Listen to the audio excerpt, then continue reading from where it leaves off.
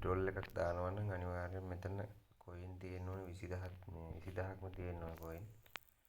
මෙතන කොයින් 20000ක් තියෙනවා. දැන් මගේ 1611ක් කියන තැන එතන මයින් වෙන්න ඕනේ කොයින් 20000ක්. 20000ක් මයින් වුණාම තමයි මෙතන අපිට විඩ්‍රෝල් එකක් දාන්න පුළුවන්. එතකොට මෙතන දවසට මෙතන මයින් වෙන ටික එකතු කරලා එතෙන් දා ගන්නවා. මෙතන මේ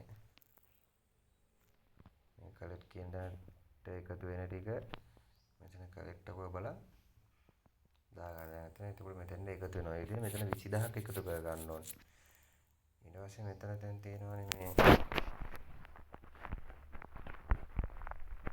මෙතන තියෙනවා වගේ දැන් මෙතන හදාගන්න දැන් එකතු වෙන කොයින් වලින් මෙතන මයින් කරන එක වැඩි කරගන්න. මෙතන ඔයාලා මේ මෙන්න මෙතන ඉන්කම් පර් ඩේ කියන තැනට කොයින් 20000ක් එකතු වෙන්න හදාගත්තොත් දවසට විත්ඩ්‍රෝල් එකක් දාගන්න පුළුවන්. 20000ක් කියන්නේ ඩොලර් එකක්. 20000ක් තිබ්බොත් තමයි මේ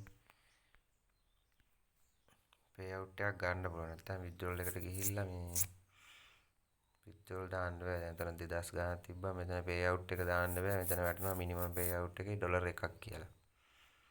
එතකොට ඩොලර් එකක් හැදෙන්න නම් අතන 20000ක් වෙලා තියෙන්න ඕනේ. ඒ කියන්නේ දැන් අද දැම්ම එකේ 20209ක් කොයින් අරගෙන තියෙනවා. එතකොට ඩොලර් 1.01ක් එනවා බයිනෑන්ස් එකට.